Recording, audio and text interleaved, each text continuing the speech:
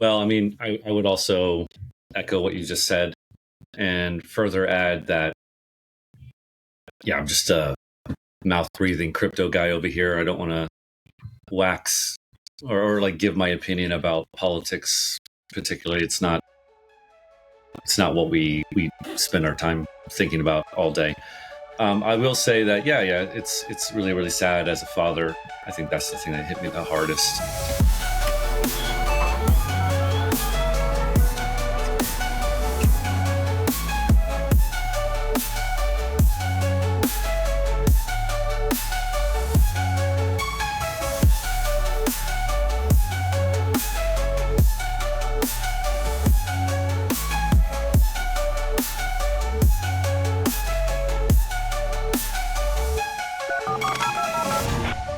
Welcome back to Token Narratives. I'm Graham Stone, joined by news and research gigabrain David Sensel. Before we get into the gut check, David, let's react to the tragic death of Charlie Kirk. Prefacing this with, I view myself as an outsider to the whole whatever's going on in the Western Hemisphere. I've lived in Asia over 20 years. I don't know. Is society broken? Well, I mean, I would also echo what you just said and further add that, yeah, I'm just a mouth breathing crypto guy over here. I don't want to wax or like give my opinion about politics particularly. It's not what we spend our time thinking about all day. I will say that, yeah, it's really, really sad as a father. I think that's the thing that hit me the hardest. Absolutely. Here's what I think we can talk about with some expertise, as can anybody who's a consumer of media, is just how it has been to be the kind of receptacle for all of this information for the past couple of days. And for that, it's been quite, I think, a very, very, very unpleasant experience. I don't know about you, but I curate for example, my X feed so that politics never really gets into it. And if people are political, I move them out. So I can just focus on one narrow lane. And part of the reason is because politics is so enticing, right? It's like a shiny object. It just pulls you in. And so I really, really make sure that it's not on my following. But man, for the past couple of days, it has been inescapable. Everybody, no matter who they are, has been posting or reposting content from this event. And I found myself just like sucked into these, I don't know, little algorithmic, doom scrolling, absolutely, like anger producing things. And it just makes me think like how, I don't know, inescapable it is. It sucks me in. I'm trying to work. I'm trying to keep abreast of crypto. And then I just can't because like a video comes up. I'm like, are you serious? Someone said that? And boom, off I am down that rabbit hole. It's like, I guess it's like, it's like if you're struggling with weight control and you have cookies or bad food in your house, right? You're not going to be able to, your willpower is not going to last over having it that close to you. Yeah. You've got in the notes here, the algorithm rewards insane psychopathic posts. Yeah, did you see some of these posts? That's absolutely true. Yeah. I got so upset from some of these posts that people that I follow were reposting, like, did you see what this person said?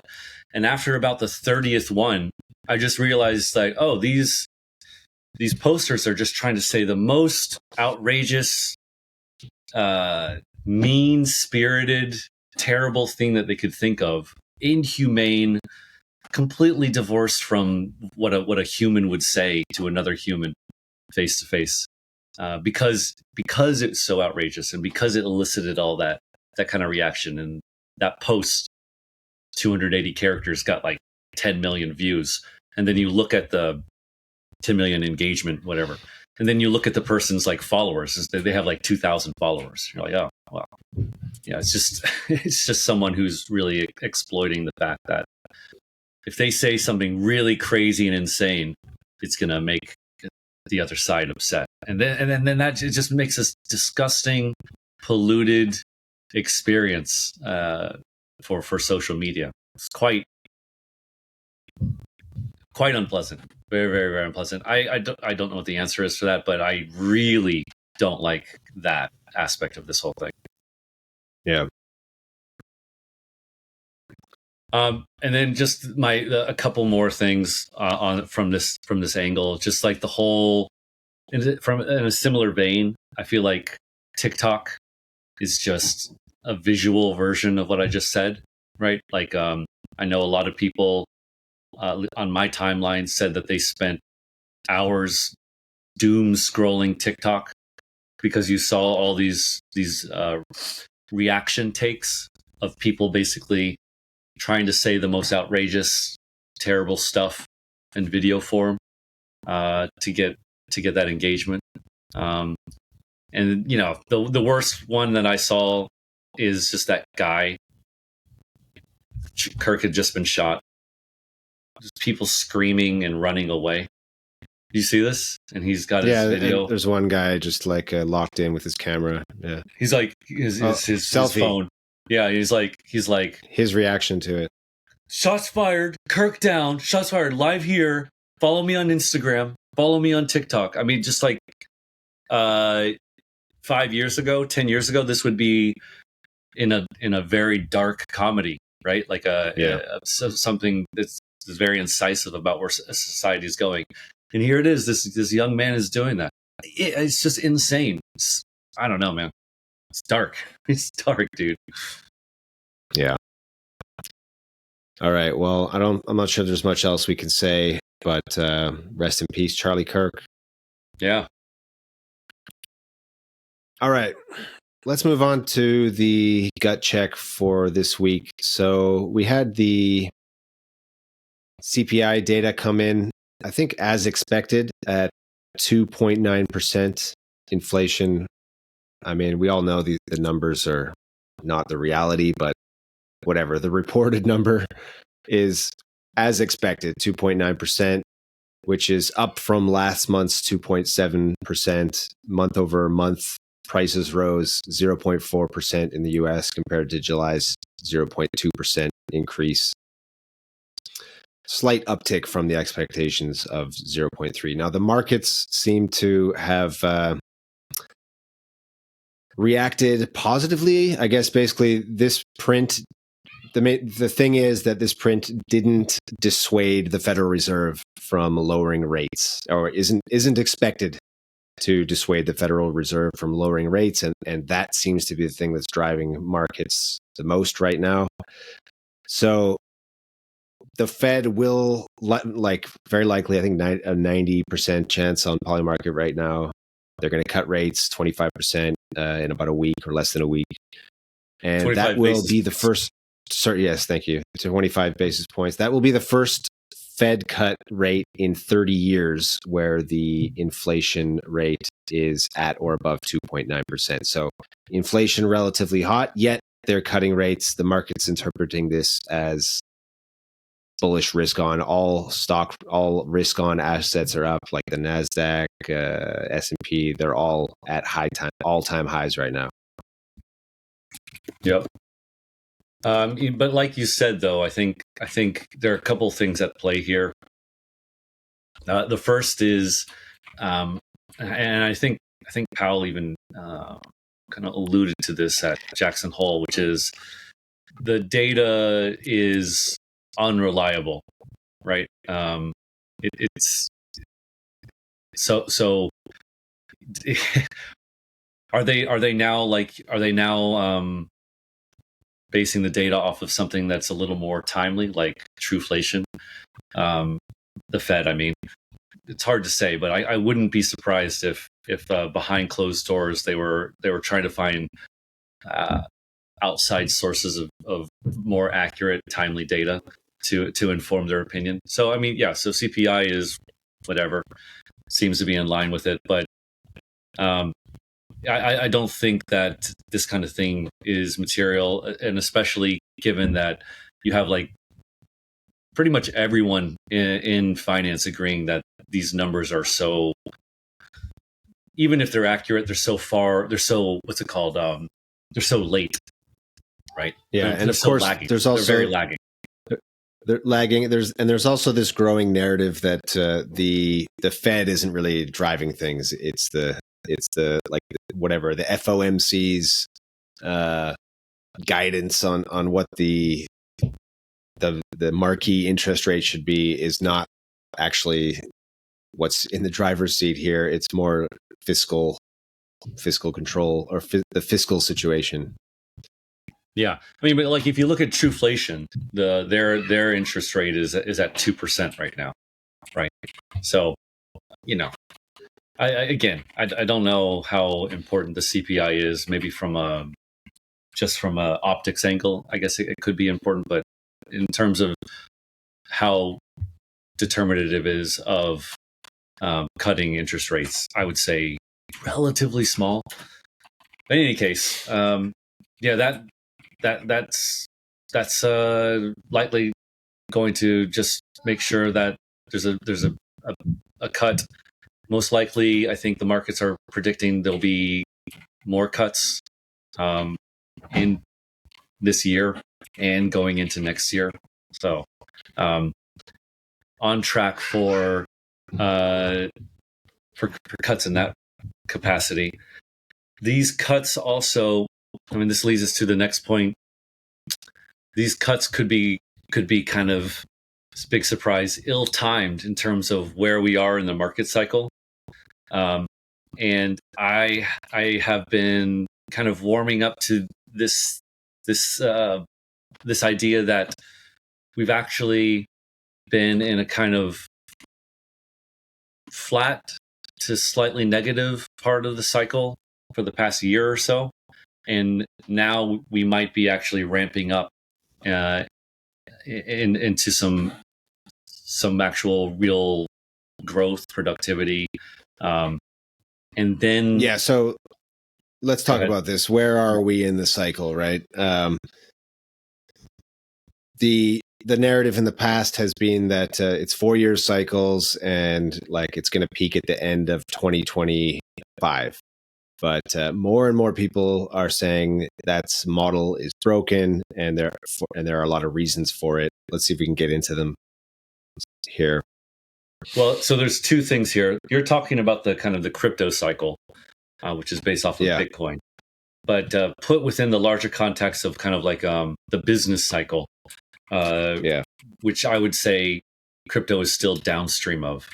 There have been a lot of talk about how this past year, we're nearing the end of this business cycle. We need a slowdown. A recession or a slowdown is coming. It's on the horizon. Look at unemployment and different metrics for what's it called, industrial capacity, things like that.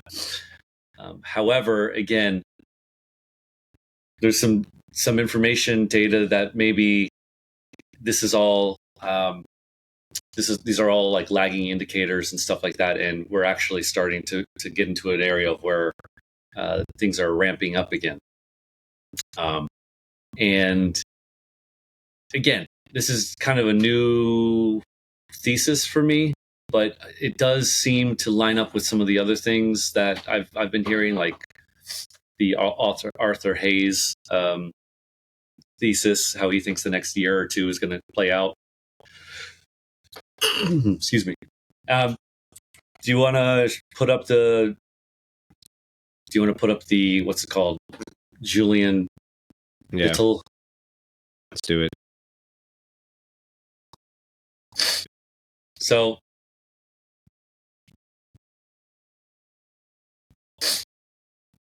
got me. Okay. So basically, Julian believes that we're not at the peak of the cycle, and that the economic cycle is really going to be starting to get underway moving forward. Damn. Anyway, you can go through this post, but basically, he thinks that we have a lot of room to expand moving forward. And if you follow this idea that we're going to have economic expansion going forward, coupled with like Arthur Hayes's idea that the Trump administration is going to start printing money, basically. We have monetary loosening. You have fiscal spending, which will really kind of throw gas on the fire of the economy. And finally, you get this. I have this other post about the number of crypto EFTs that are on the menu, right? So ETFs? In case you missed, ETF, sorry. In case you missed it, there are 90 crypto ETFs pending SEC approval. At this rate, we'll have one for every top 30 to 40 crypto token inside of 12 months. Even with delays, inflows may surprise some, but others are still bottom bouncing on charts. So again, all of these things coupled together, you could see some crazy times ahead for the next, 12 to 18 months if all of these things line up. Yeah, just zooming in on this point from Julian Biddle right here. He says, right now, nearly 90% of central banks are cutting rates. That is extraordinary, and on a forward-looking basis, it is a massive tailwind for the business cycle. And looking at this chart here, by my playbook, the time to start talking late cycle is when the teal line rolls over and begins to drop. So the teal line is the percentage of central banks cutting rates with a 9-month lead. When that starts to drop over, roll over, and actually crosses over the white line, which is the global macro GMI composite US sentiment index, that's when we're talking late business cycle. And like if you look historically, right, that the last time that happened was like late 2021, right, and that did coincide with sort of the peak of that cycle. So right now they're completely separated, these two lines, not even close. So this is, I think, a big central part of his argument for why we're actually like quite far from the peak of this business cycle. Yeah. He has several points like that. And again, the US really hasn't fully gotten into cutting or easing or anything like that. But again, Jackson Hole, I think, was a fairly big turning point in terms of setting the stage for the U.S. Fed to start cutting, and also even if cutting continues, to then ease and use other tools to juice the economy. So it'll be wild. And of course, next year Trump gets to put in his patsy for Fed share, so he'll be doing whatever he wants. Yeah. All of this to say, I am kind of warming up to this idea of 2026 being a crazy, euphoric time, and crypto benefiting a lot from it. It seems to me more likely that we're going to get a 2021 style end to this cycle, whereas I know we've talked about before that it could kind of peter out. It just the setup seems to be that same kind of thing. I don't know about you. Yeah. A year ago, I would have said, late 2025, that's when you sell.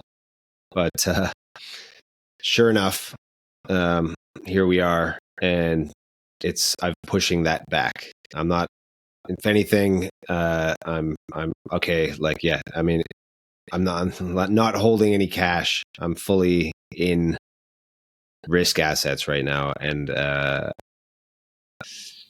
yeah, I think I am expecting some euphoria here.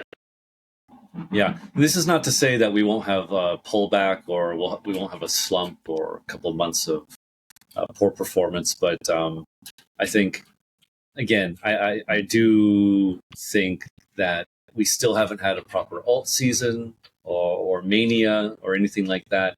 And so I think that is ahead of us. Just a quick aside, a tangent to this. But did you see that post this week from that Bored Apes holder who? Yeah, I did. The guy who lost $400,000 on a Bored Ape. He capitulated. So he bought it for like 420,000, 440,000 or something like that. In 2021. And this week he sold it for 39,000. And so he made a thread about this. I don't know why he needed to make a whole thread about it.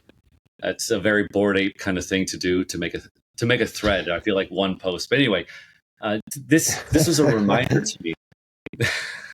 This is a reminder to me, though, right? Like I was like, oh my God, I forgot that things got so crazy in 2021 that people were buying Bored Apes for 400,000. They were top blasting Bored Apes for $400,000. But that's what 2021 was, and we haven't had anything like that, anything remotely so crazy. Not at all. Like the whole meme coin thing from last year. People, like, you could argue that was just sort of out of boredom. It was a mini bubble out of crypto natives just being bored with nothing going on. That's what happened there. Yeah. It's like a preamble. It's like a preamble to true craziness. I mean, like, it wasn't. Yeah. So. And then I think this might be a good transition to talk about Hyperliquid. But like the Hyperliquid chart has, it's gone up a lot, but it's in the last 6 months from its low of like $9 or something to now over $55. But it has been it took 6 months. It's been a grind. Kind of a grind, up. Yeah, a grind up. And this is a protocol that like they're printing so much money and putting it straight into the token. So there aren't that many people speculating on this yet. And so I think it, like Hype and other tokens like it, could eventually go parabolic, and that's nowhere near happening right now. Like, I could see Hype. It's already like kind of overvalued. I don't know. I mean, it's highly valued, but I could see it going. I could see it doing like a quick 3x. I mean, I'm not banking on that, but Vance Spencer said that Hype at like 100, from 50 to 100, it's kind of accurately valued in terms of where it gets its revenue, how it can grow, and in order for it to get to like a $300 to $400 to $500 valuation, it would need to kind of absorb a new vertical. And he was talking basically about this stablecoin thing. So, I mean, depending on who you talk to, 50 to 100 is about where maybe right now it should be for this kind of premier DeFi exchange and the revenue that comes from that. But I mean, it's not. I don't think it's gotten crazy, and I think you will probably see it eventually overshoot. Right? Hype will be like, "Oh, this is the new NASDAQ. This is the NASDAQ on." This kind of crazy idea, and then people, it's like at $1,000 or something. It's just stupid, absolutely beyond what you would even consider. But this leads to the USDH kind of takeover of crypto Twitter this past week. It was a lot of all over intrigue my around timeline. this. Yeah. It was, I don't know about you, Graham, but this was absolutely, sort of the prevailing narrative for the entire week was USDH. Mm-hmm. Now, I'd like to just give a kind of a preamble to talking about this. I think this whole thing that we're about to talk about has like three takeaways for me. Number one is really further cementing how important stablecoins are. I mean, we talk about stablecoins all the time, but it's almost like we can't talk about them enough. And for me personally, just seeing how much focus this USDH thing got from within crypto, but also from without, like Van Eck, was kind of courting Hyperliquid.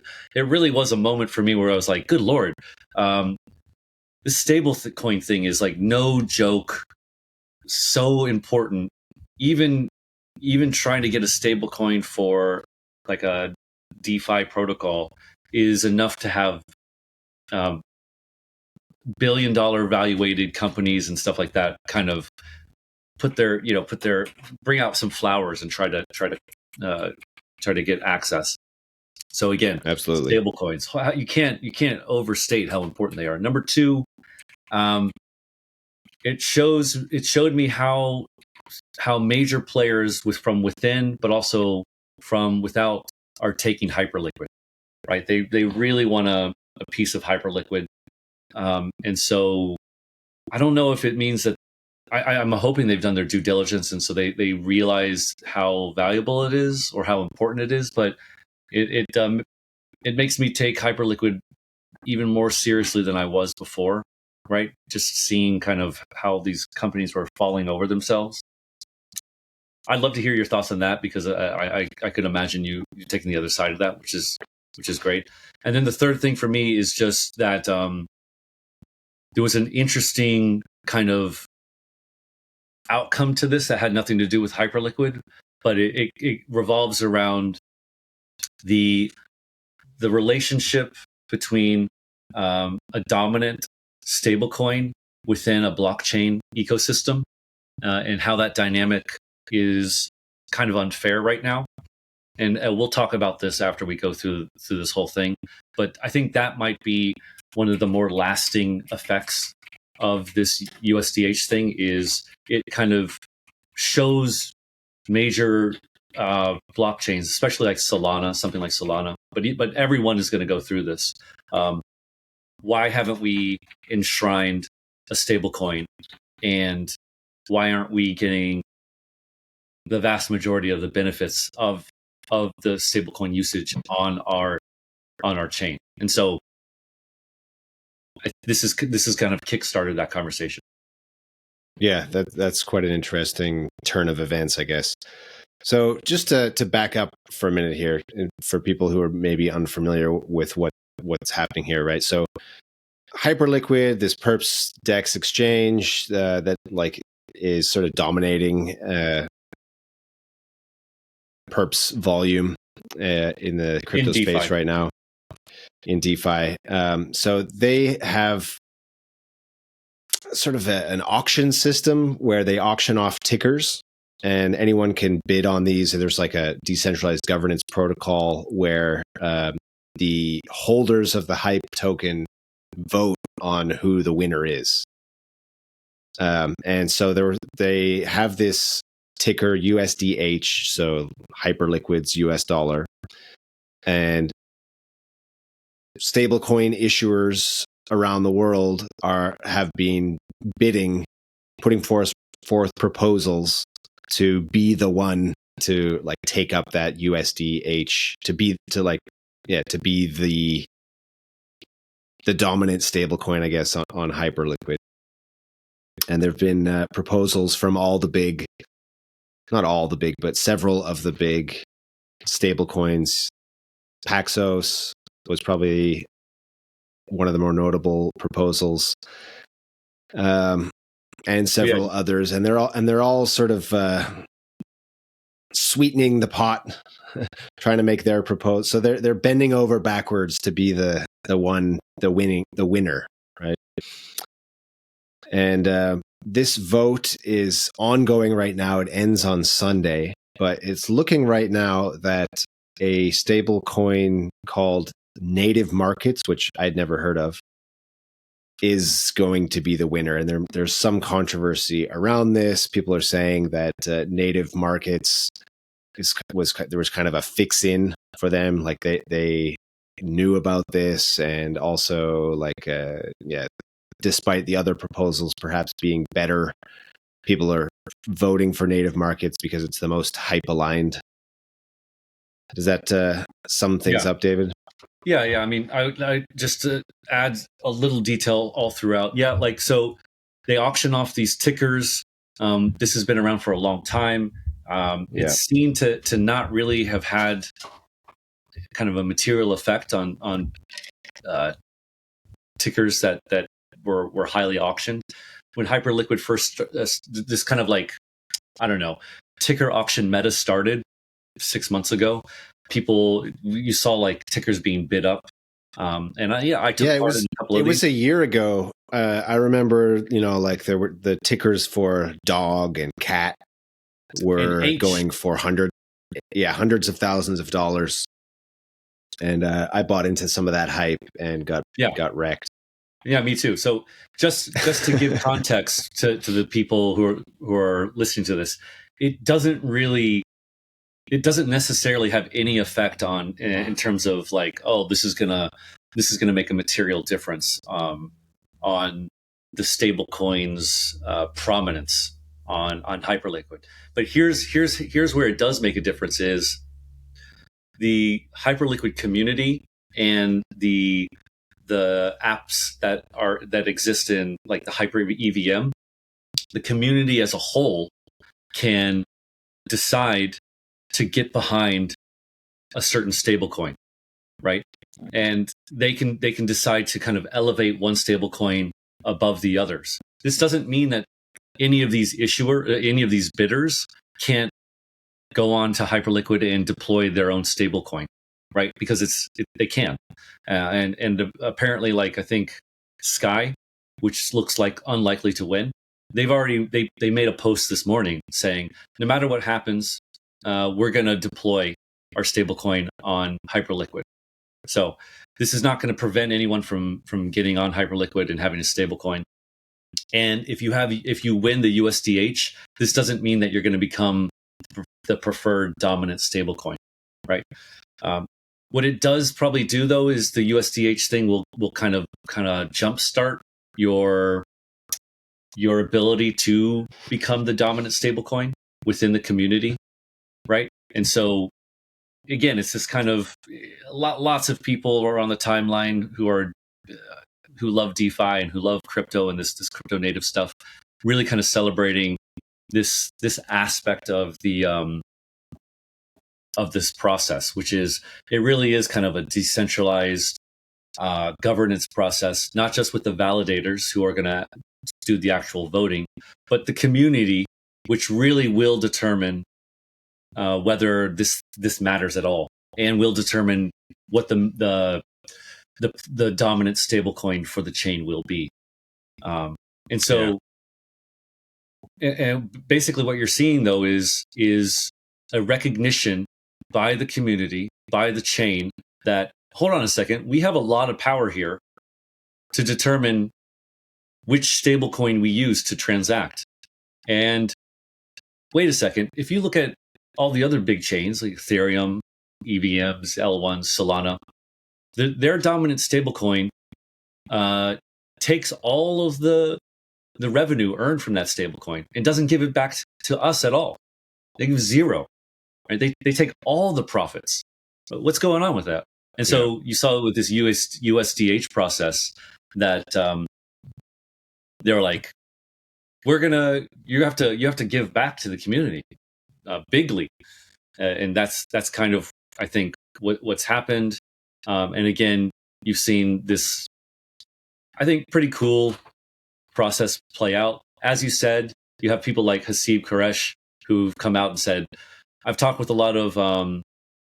almost all of these bidders, and we're convinced that this was actually just a political theater. native markets was chosen beforehand to be the winner, and we're just going through the motions to show that they were going to win. Then you had validators come out and say that Haseeb is 100% wrong. Alex from Nansen, I think they have the largest validator. He was like, no, that's not right. We're not doing that. I don't know what he's talking about. And then you have Galaxy. I think Galaxy has a validator, and they're like, yep, that's wrong. We're not doing that either. So is it happening? I don't know, man. Yeah.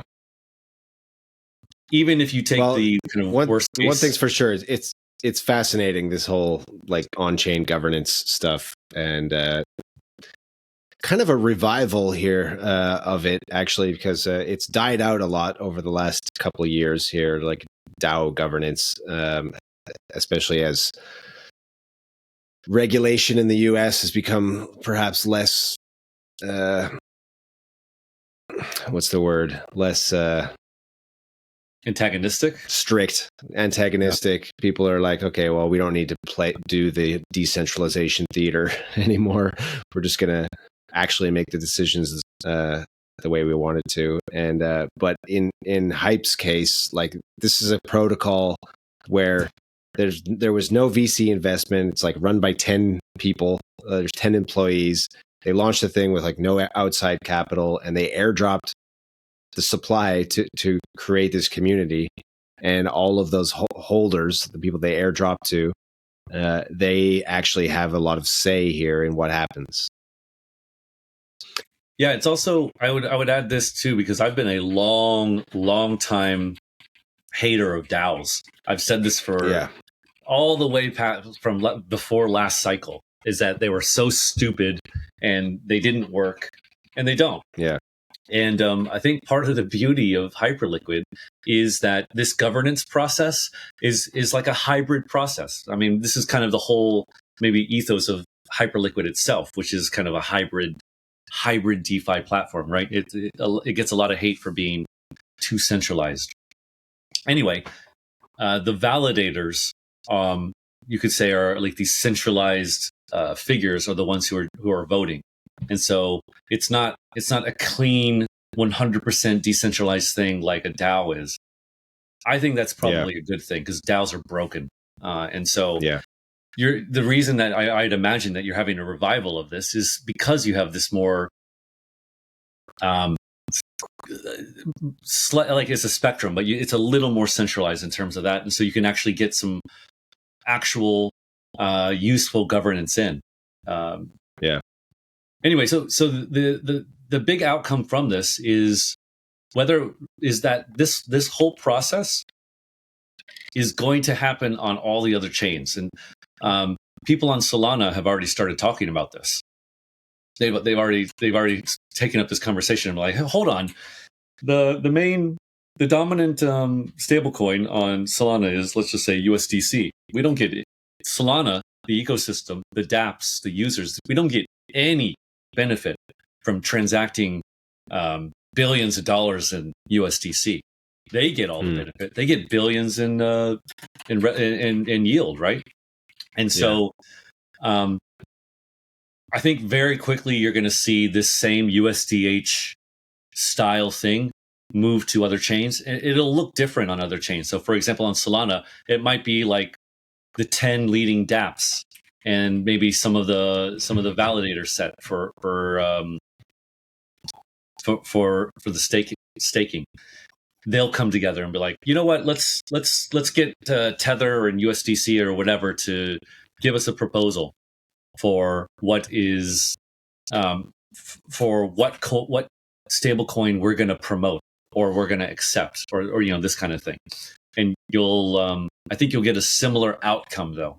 The actual kind of like the way that this is enshrined might be different, but I think the outcome will be different, and it's going to be so net positive, Graham, if you think about it, because all that revenue, which is now going to just stablecoin issuers, no. It's going to go to the protocol and the dApps and the users themselves, which is awesome. Very, very cool. Yeah. I think this might be a good way to transition to the stablecoin focused corpo chain meta, and we should have perhaps what it means for Ethereum and other L1s. Go ahead, David. I just in my mind, I was like, I wish we could have a jingle, like 1950s style jingle that we could play for the the time of the transitions. The time of the podcast where we hate on Ethereum. And we'd be like, oh, okay, yeah, like, yeah, no, Graham, I need to get one of those. I'm gonna I want to get one of those controllers here, and then I could just press a button and it'll play the jingle. After this, I want to get into whatever AI slop music thing that we have, and write a little jingle for Graham hates ETH, because again, it's funny. It's a funny thing, but man, this is kind of connected to that. Yeah. Yeah. So, yeah, let's talk about it. We have these stablecoin focused corpo chains. Tempo is the latest one.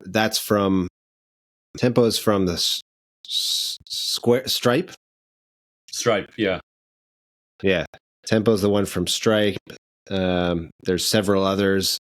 And these corporate stablecoin chains, they are going to, and for good reason, and also like JP Morgan, all the big banks, they all want to like make their own chains, and it's in their best interest to do so. Why would they use some other like thing some other chain that they don't control? Why wouldn't they just have it on their own blockchain that like they have full visibility and like full control over? I mean, like that's it makes sense from their point of view. It doesn't necessarily make sense from the consumer's point of view, but the interests seem to, like the corporate interests are supersede that the consumer perhaps. And then there are questions about what that actually means for L1s like Ethereum. Is that bearish for them? Yeah. Like and also the fact that they're not making L2s. They're not making L2s. Yeah, they're making their own chains. They may be EVM compatible, but they're not accruing any value to Ethereum. Yeah. And so there's a post that kind of, I think, sums up kind of the threat to this, and why this is a threat. It was a thread, and I think the kind of most important, or the most, I don't know, the key post within this thread is here. I'm going to read it, right? Here are some warning signs. When greater than 50% of new stablecoins issuances go to corporate chains. When Tempo clears more transactions than ETH, Solana, a few months after launch.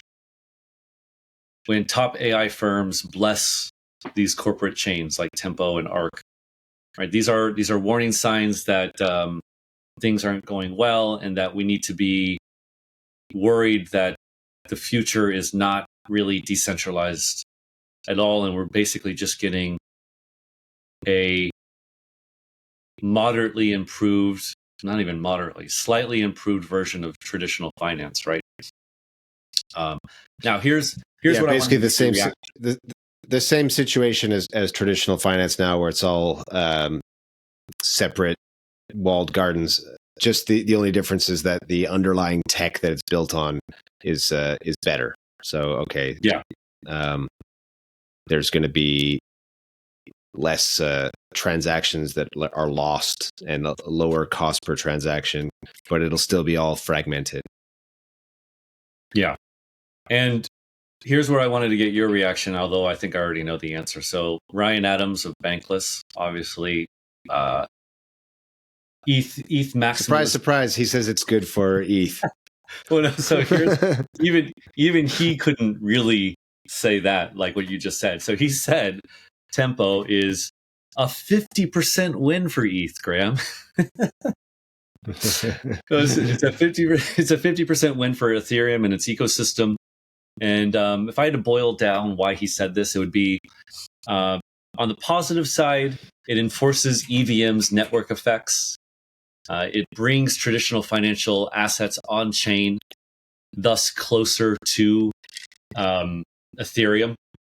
And the fact that it is a corporate chain contrasts with Ethereum's pristine, credible neutrality, which apparently would make Ethereum look better. So that's on the positive side. The negatives are, I think, self-evident, but I'll just highlight the most obvious. It's not using Ethereum. Ethereum gets no direct benefit in terms of fees or stuff, and it kind of further erodes the Ethereum L2, L3 strategy of here's the main net, which is not very used, not very useful. And then you build the useful things on top of that. It just erodes that further. It's oh, hang on, I don't want to do that. I don't want to make an L2. I'll just make an L1. Yeah. So is this, Graham, I'm kind of, leading question. Is this a 50% win for Ethereum, Graham? Or is Ryan Adams wrong? Actually, I do think that the fact that these are mostly EVM chains, that is kind of bullish for Ethereum.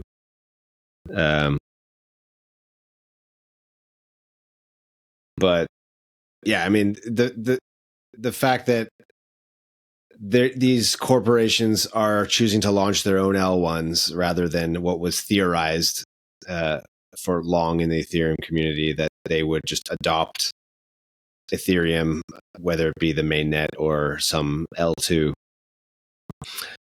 They're not doing that. And so that negates that whole theory that people have been talking about for years. And so it's net extremely bearish, I think, for Ethereum. Yeah, I mean, I agree. The whole thing about Ethereum is that, like I just said, is well, we can have mainnet be slow and kind of clunky and not usable for almost everybody, but that's okay because we're going to have the L2s and L3s, and then we can make those as performant as necessary, or as performant as you want, and then fees will accrue to Ethereum. Well, if no one's building an L2 anymore, if no one's building this stuff, then good God, what does that mean for the main chain, right? Yeah. Okay, so not to beat a dead horse, but I really loved this response. So Ethereum people were, of course, kind of upset. So Ryan Adams, I would say, was coping a little bit, saying, no, it's still really nice, right? This is still a win. But then you had a lot of Ethereum people who were kind of very upset about this and thought of it as a betrayal, which maybe they should.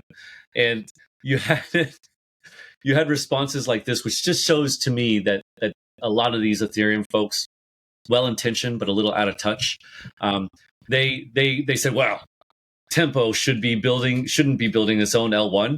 It should be building an L2 instead. And let me show you how easy it is. And now let me read you this word salad, Graham. So this is one of 5 components to make Tempo an L2 instead of an L1. It's we could make Tempo an L2.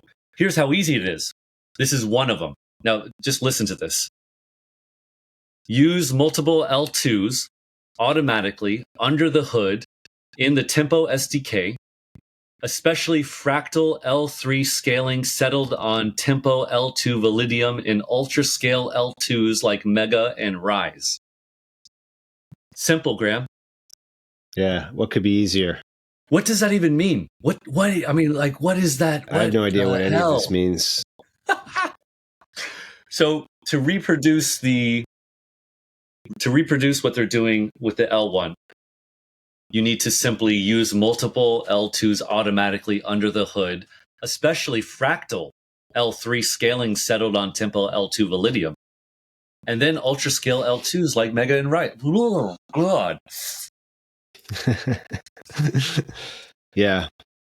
Actually, this kind of maybe is tangent here, but there was an interesting interview with the guy from Galaxy. Now, Galaxy recently issued some stock, on Solana, and he's in the interview. He's like, "Look, we considered Ethereum, we will consider Ethereum mainnet to issue the stock on, right? But we went with Solana just because it's like faster and cheaper, okay?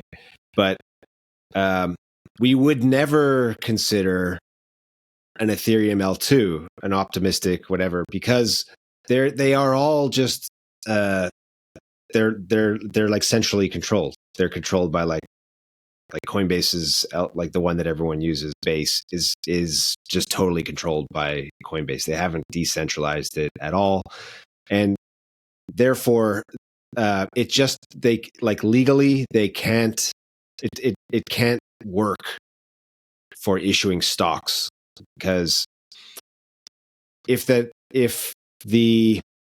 L2 is like essentially controlled, then they have to have the right licenses, like just like NASDAQ does. But if it is actually decentralized, then they don't need to have those licenses. And that's why the Galaxy decided to issue their stock on Solana, because it is actually decentralized for their purposes and fast. So I thought that was another bearish point for Ethereum, like the whole L2 ecosystem. Yeah, 100%. And also, like, if it's issued on an L2, it loses a lot of that. Even if they do have all those licenses and all that stuff, it loses a lot of that. It loses almost all of the guarantees of the L1. As in, if the L2 shuts down, those issued tokens are worthless, right? Whereas if you issue it on the main chain, then it can exist no matter what on any L2 in the whole ecosystem, right? And this is why a lot of projects within Ethereum, I've heard, are thinking about this kind of thing, which is maybe it's better to issue the thing on Ethereum mainnet, because you don't get into any kind of weird dependencies that are of that particular L2, right? But then you have to release it on main chain, which is just so damn expensive and maybe even unworkable, right? Depending on what the token does. All right. So does that wrap up our Ethereum bashing segment for the week? we need an outro to stitch your Ethereum. Go buy something else. How about Sol or Hype or? So there's another topic that was all over the timeline this week, and this is the collector crypt. And I think this is quite interesting. So let's talk about this for a minute. So actually, let me bring up this screen here to show what it looks like. This is in the RWA theme. So, all right. Collector crypt. So first of all, the token itself for this project has exploded from it's like 10x here in the last couple of weeks. Basically, what this project is you can take Pokemon. It's a Pokemon marketplace. Okay, you take a Pokemon card marketplace, trading card. You take a rare Pokemon. You actually send it to these guys in the mail. They verify it and they hold it in their vault, and then they issue an NFT to you, which you can trade on their marketplace, and they take a cut. That's the business model.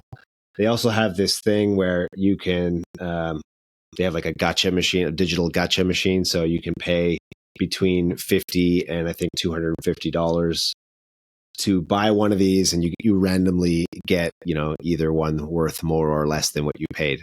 Oh, that's that lottery. Love the lottery, Graham. Yeah, and so this has kind of taken off. Let me see if I can pull up some stats here. Yeah, so total volume hit 124 million in August per Masari data. And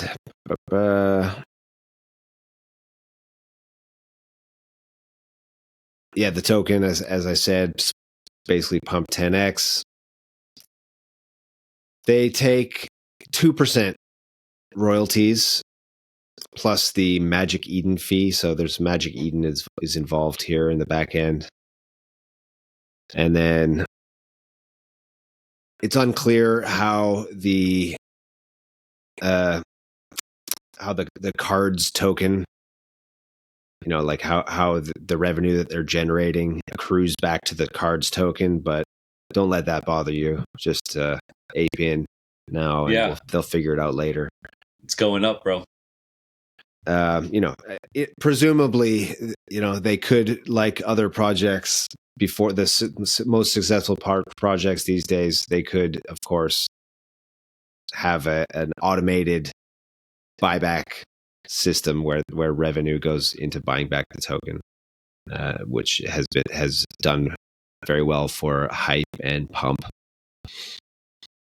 So yeah, and I don't know if you have any thoughts on this, David, but pretty interesting little out of nowhere RWA use case, Pokemon trading cards. I have a lot of thoughts on this, actually. Number one, you're late to this, Meta. I wrote about this 2 weeks ago. Did you buy it? No. And that goes to my number 2 point, which is I'm a super nerd. I've been playing CCGs, is what they're called, Graham. This is what people in the know call them, collectible card games. I've been playing CCGs since middle school. Middle school, bro. Yeah, and what is the other one? MM. Dude, just stop. You're talking about it? No, MMORPGs. That's a completely different thing. So CCGs. I played those too. But I've never had a trading card in my life. All right, dude. I'm not a nerd. You're a loser. You're such a loser. CCGs, man. They Pokemon is trash. I'm gonna go. Here's a hot take. For crypto Twitter. Pokemon is trash. It's trash tier CCGs. It's disgusting. I hate them all. It makes me want to vomit every time I see a card or play the game. No argument there. So low level. Some people in my office play it, and every time I play it, I'm just reminded how basic and mouth breathing it is. Anyway, Magic the Gathering. That's the real game. That's what I was going to bring up. Is the Pokemon card game like comparable to Magic the Gathering? Because I have played that a few times. Good God, no. No. Okay. No. Here's the comparison. Pokemon is like I don't even know. Pokemon, in terms of actually gameplay and stuff, Pokemon is like 400-meter sprint, right? You just run around in a circle. And Magic the Gathering is like anything that we would really call a sport, like baseball or basketball, or something with an actual strategy that requires this is like multi-dimensional and stuff like that. All right, I did a 400-meter a couple of years ago, and there is strategy involved there. So it is. Don't get me wrong, but would you even compare the two though, Graham, in terms of strategic depth? 400 meters strategy versus it's pretty basic. Yeah, exactly. So I'm not saying it's devoid of strategy, but I mean, come on. Pokemon is you're running in a straight line as fast as you can with minimal. Anyway, I really like Magic the Gathering. I am super passionate about it. You might not know this, Graham, but I have followed Magic the Gathering market dynamics for more than 6 years, about 8 years, I think.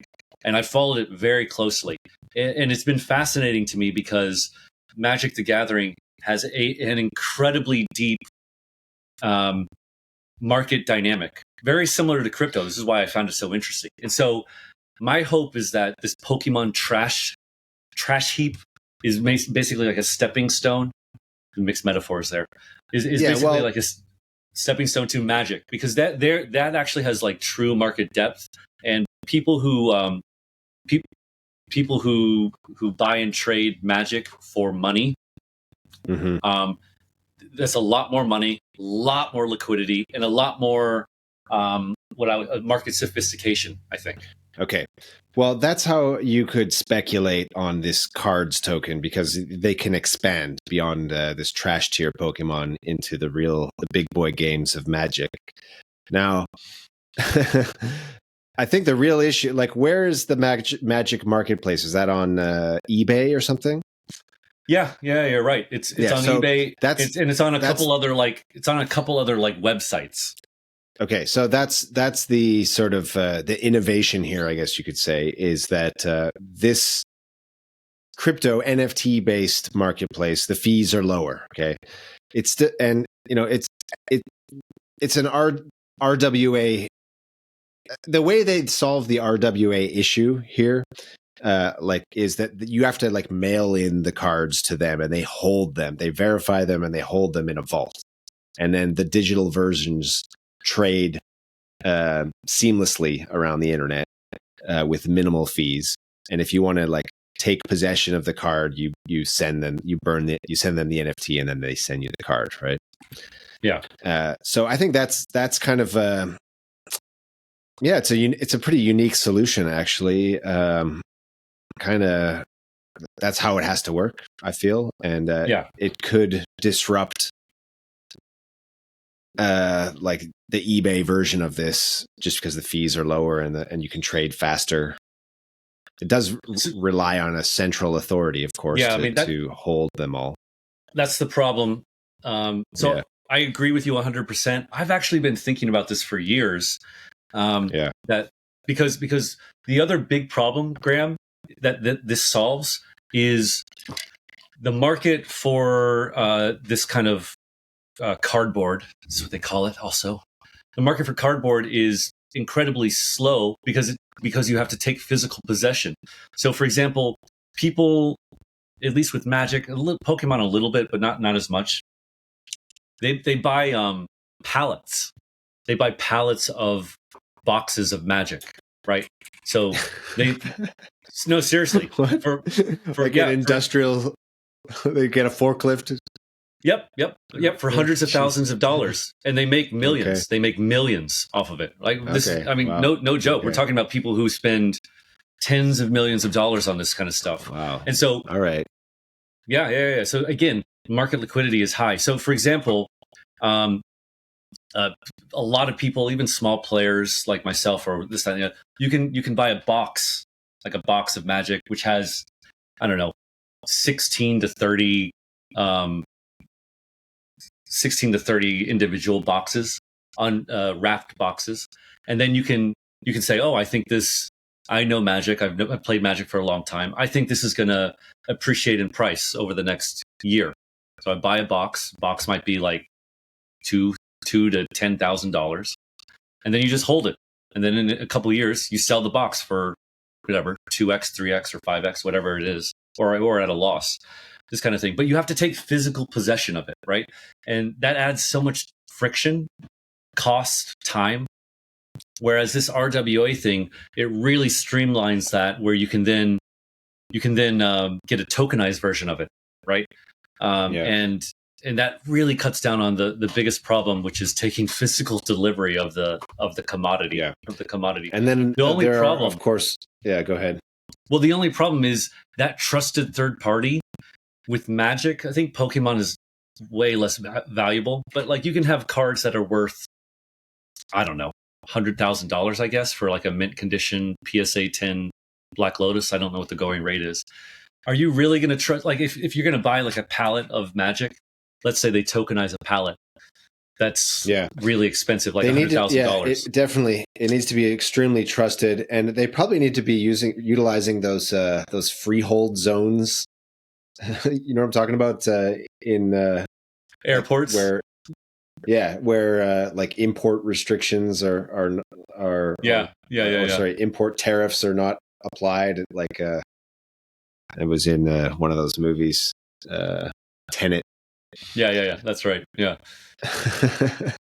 But so anyway, and then on top of that, like the ease of being able to trade them, there's also then you unlock additional features of the market, like you can borrow against your holdings, right? All the derivatives can be unlocked, which makes things interesting as well. Yeah, exactly. So, yeah. I think it's great. I love this kind of stuff, but again, the Pokemon aspect of it is completely uninteresting to me. I find it. Okay. Yeah, agreed. Let's end on a light note, David. You've got this thing in the doc here. What is this? I'm going to bring this All right, up. Bring it up and then read it, please. Okay. I'm going to get so much hate for this Pokemon talk. I don't know if we should clip this because I think I'm just going to get savaged. Okay, so here's the post that went around the world, 12.1 million views for a seemingly innocuous post, which is order your groceries, saves an extra 1 to 2 hours a week. Compounded, that's 50 to 100 hours a year. A whole week worth of work you gain.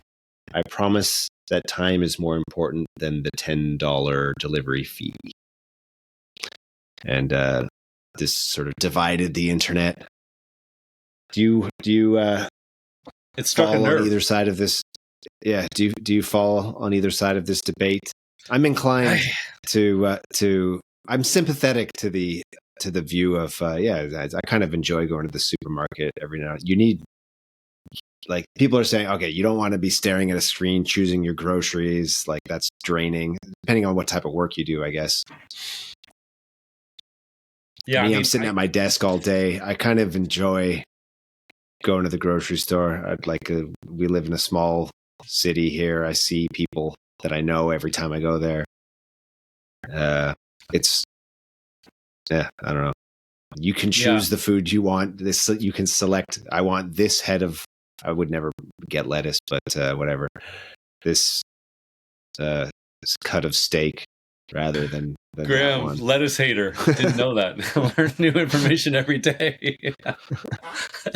That's hilarious. I love the disdain with which you said that. Lettuce. Oh, I would never get that. Never get that. Yeah. Empty calories. I think this struck a nerve because, at least if I look within myself, it really kind of cleaves. It depends in both ways, right? Like, so there is something just really annoying about having to go to the grocery shopping, especially in like a country like America, where you have to drive there, and it might not be so close. But where I live now, I walk to the grocery store, which is quite nice. Yeah. And like being in traffic, doing that, and going to a crowded parking lot and having to deal with what America is right now, you'd be like, you know what? F that. I don't want to do that. That doesn't sound like fun. But then on the other hand, I naturally, I think, fall to what you're saying. Here, can I read this one thing? I think this was like the best reply to this. And this is Kurt Vonnegut. And I think it perfectly encapsulates the one side of it.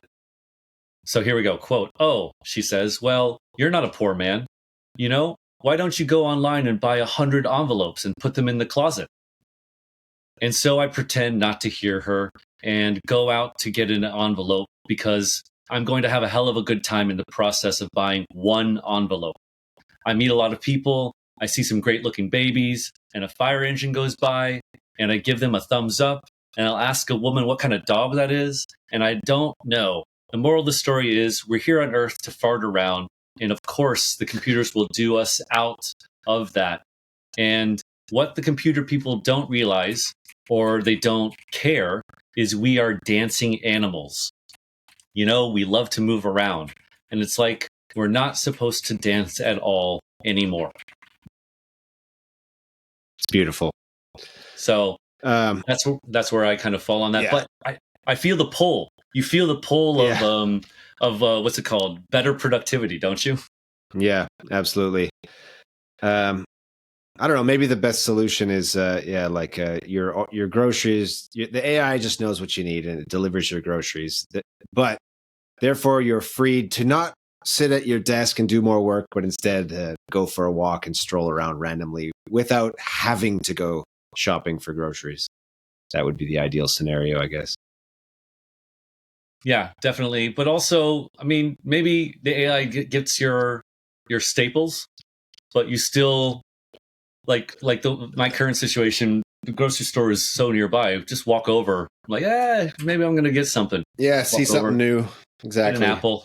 Get a peach. Yeah. Oh, they have mangoes today. Boom, get a mango. Yeah, exactly. Well, all right. Okay, that is a fascinating debate. Nice way to end the pod.